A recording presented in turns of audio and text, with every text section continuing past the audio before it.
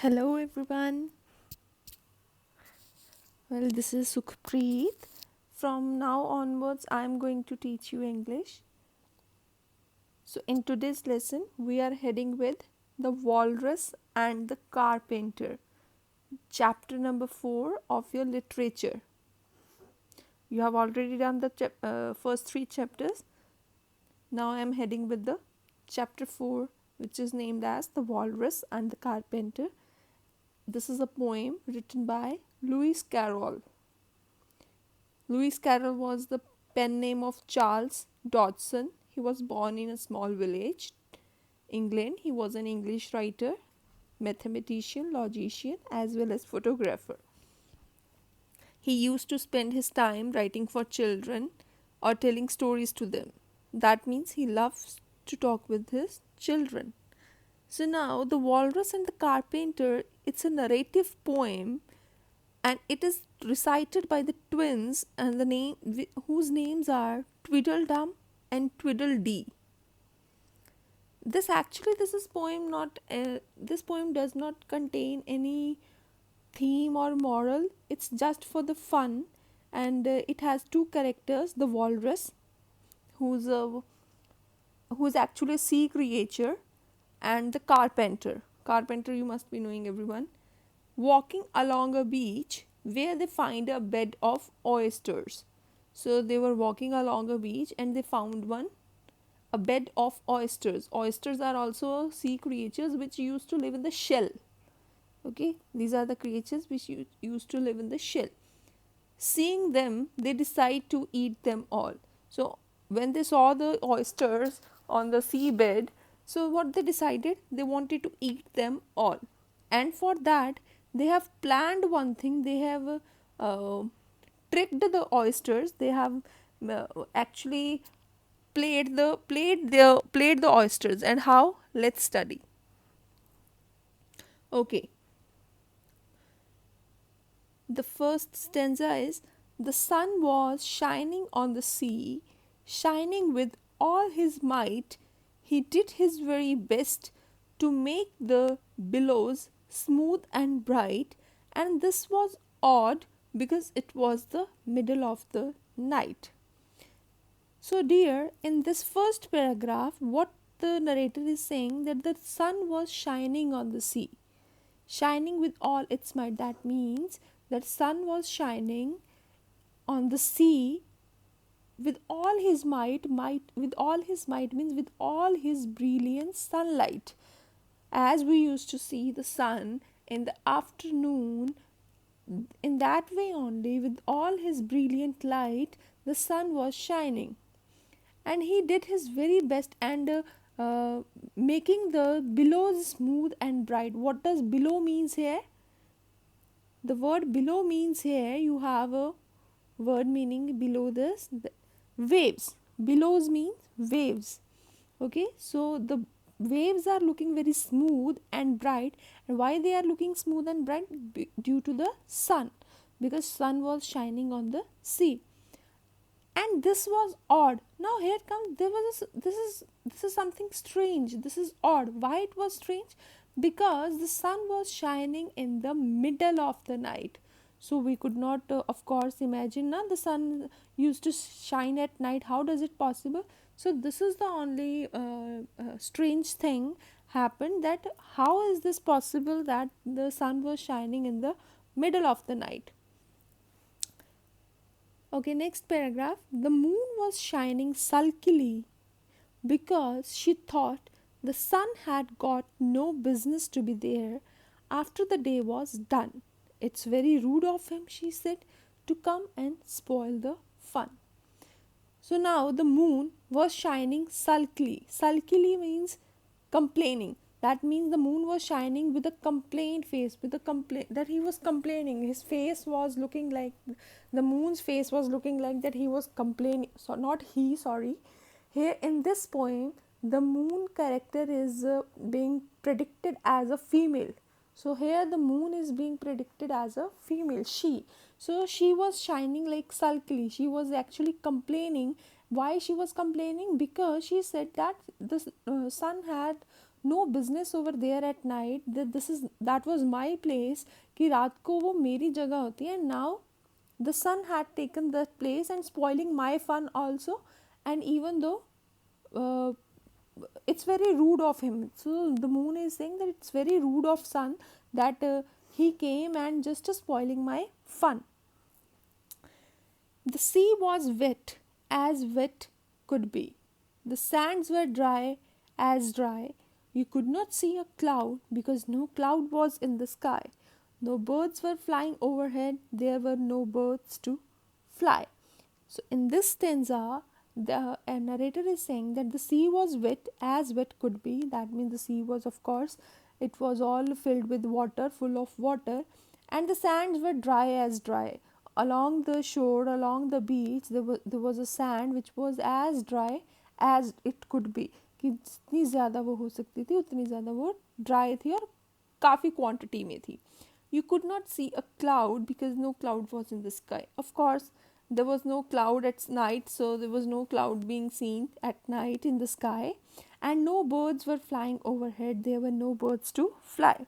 So I was saying that there were no birds overhead flying. Why? Because at night, birds are not there at night, right? We usually don't see any bird at night.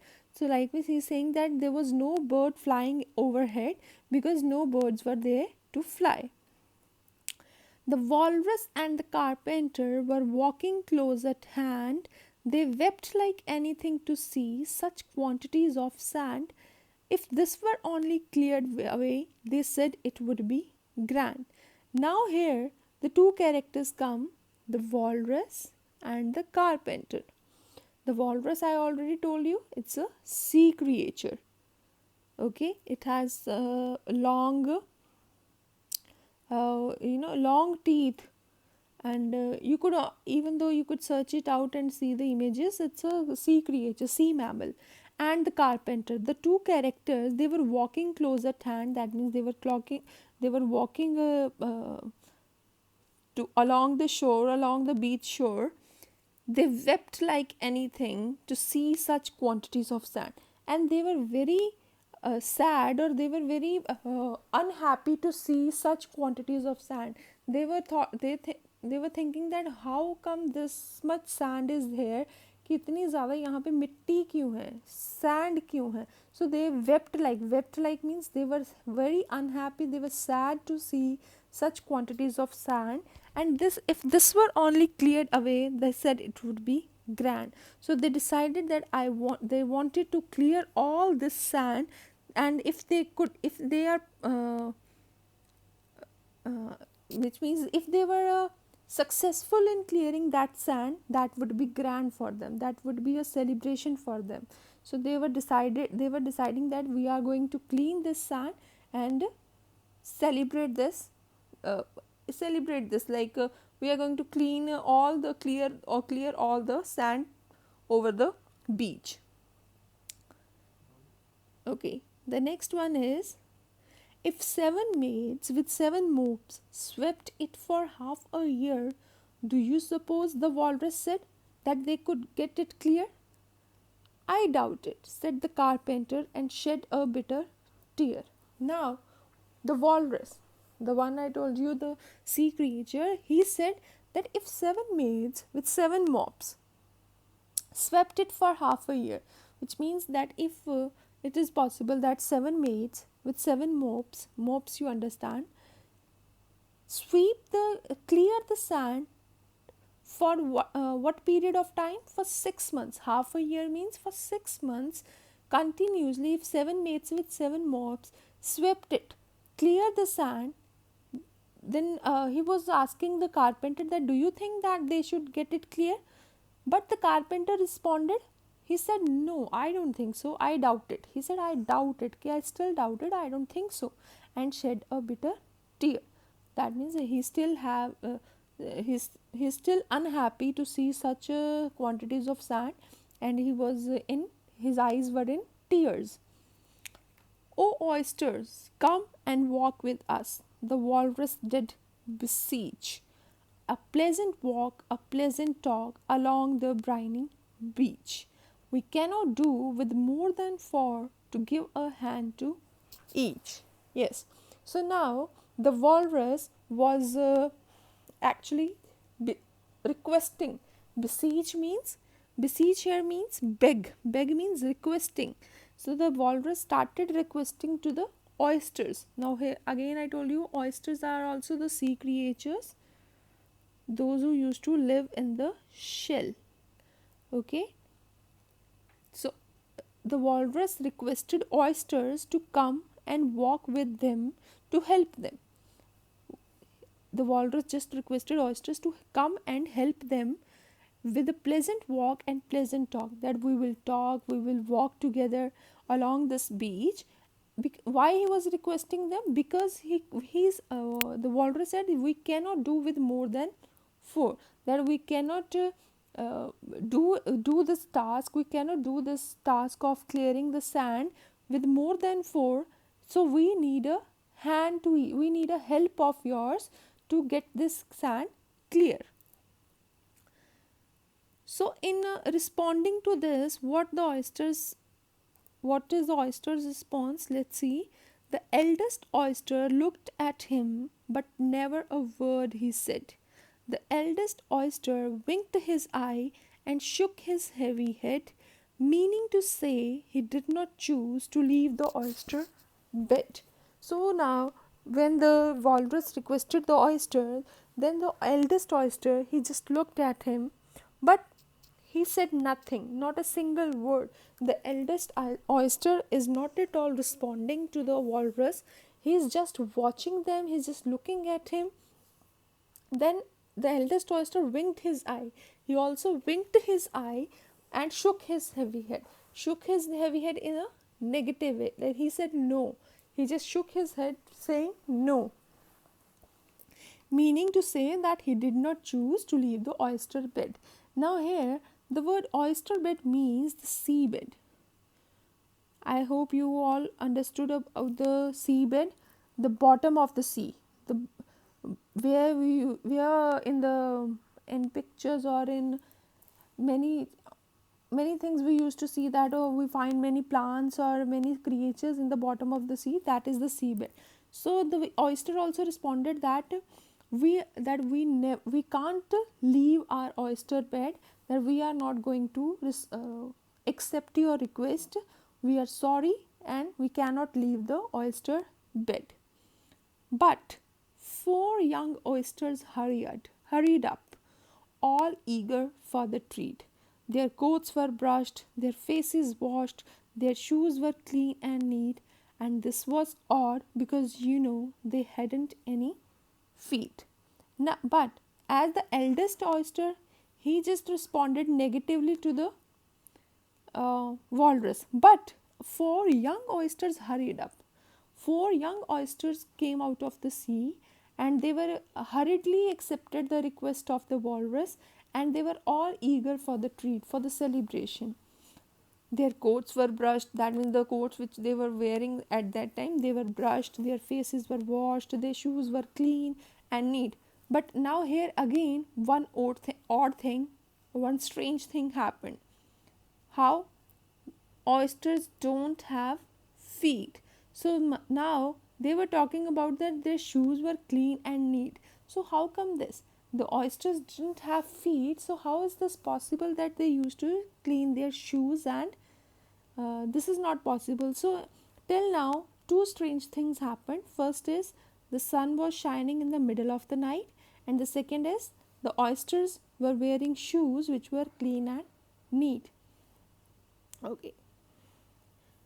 Next is, now before going next, I want to ask you this question. Why do you think the walrus and the carpenter asked the oysters to walk with them? So think about this answer. I will tell you this answer tomorrow in tomorrow's lesson, but you will think all about this question. Think about the answer to this question. Okay, now let's move further. 4 other oysters followed them, and yet another 4, and thick and fast they come at last, and more and more and more. all hopping through the frothy waves and scrambling to the shore. So now, as four young oysters already came out of the sea and ready to help the walrus and the carpenter, after those, four other oysters followed them, and yet another four, and more four. But many of the oysters, that means uh, after every four oysters, more and more oysters are coming out of the sea, and they all were thick and fast. They all were hopping through the frothy waves and scrambling to the shore. That means they were moving towards the shore, coming out of the sea by hopping. They were just jumping out of the sea and scrambling. Scrambling means they are just running out towards the shore. The walrus and the carpenter walked on a mile or so, and then they rested on a rock conveniently low, and all the oysters stood and waited in a row. Now, after traveling for a while or about a mile, not actually like a mile, but near about a mile, the walrus and the carpenter, they just got tired and they rested on, they uh, thought of rest, to take a rest on a rock. So they sat on a rock and take a rest, and all the little oysters stood and waited in a row. That means all the oysters stood in a line in a single row and were waiting in a row to speak, to waiting in a row for eating, or you can say for walrus and carpenter to speak something to them. So they were just standing in a row and waiting for their speech or something like that. The time has come, the walrus said, to talk of many things, of shoes and ships and sealing wicks, of cabbages and kings, and why the sea is boiling hot, and whether pigs have wings. Now the time has come. So again, as I told you, the walrus then started speaking. He said that this is the time now. I want to talk about many things. And what those things? What many things? Those are of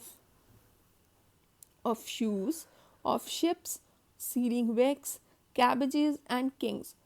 These all are things actually lying under the sea, on the under the bottom of the sea. So the walrus wanted to talk about these things, and he also wanted to talk why the sea is boiling hot. As in these days, why the sea is boiling hot, he wanted to ask, he wanted to get the answer of this question also. And last, and one more thing he wanted to make clear, whether pigs have wings, that he wanted to make sure whether the pigs have wings or not. But wait a bit, the oysters cried, before we have our chat, for some of us are out of breath, all of us are fat. But the oysters, they just cried out, or they just responded. They just said that before we talk about these things, we wanted to have some rest, because we are out of breath. That means they are very tired, and they are very they are feeling very much uh, tired. So they wanted a sigh of relief, or they wanted a piece of sorry, they were out of breath, they just want to breathe. So they, and why they want to breathe? Because they all were fat, they all are fat, and they wanted to breathe out, and then want to have some conversation with the walrus and the carpenter. So of course the carpenter said no hurry. They thanked him much for that. So the carpenter responded very well. He said, no, don't worry, that you can take your time, you can have take your rest, just take rest and have a breath, so that uh, you would be able to talk with us. And of course, in response to that, the oysters thanked him, that thank you very much for giving us time to take rest. A loaf of bread, the walrus said, is what we chiefly need. Pepper and vinegar besides are very good indeed. Now, if you are ready, oysters dear, we can begin to feed. So now the walrus said that we just need a loaf of bread. A loaf of bread means a huge piece of bread. Before cutting into slices, the piece of bread is called the loaf of bread, is what we chiefly need. And along with that loaf of bread, they also need pepper and vinegar. So they said if we get the pepper and vinegar also along with the loaf of bread, that would be great. That would be very good. Then they asked the oysters that if you are ready, oysters, we can begin to feed. कि क्या हम खाना शुरू कर सकते हैं if we are ready? Then again the oysters cried that but not on us. Turning a little blue, after such kindness, that would be a dismal thing to do. So again now the oyster said that not on us, that don't feed on us, that don't eat us, कि हमें मत खाना. That would be very sad. Turning a little blue, which means that your face is turning little blue, your face is turning little blue after such kindness, that would be a dismal thing to do. That after such kindness, after showing such kindness, such friendship like that, you were requesting for the help and we came for your help, that would be a dismal thing to do. That would be a very horrible and very sad thing to do. That if you will start eating us only, then that would be very bad, or that would be very horrible.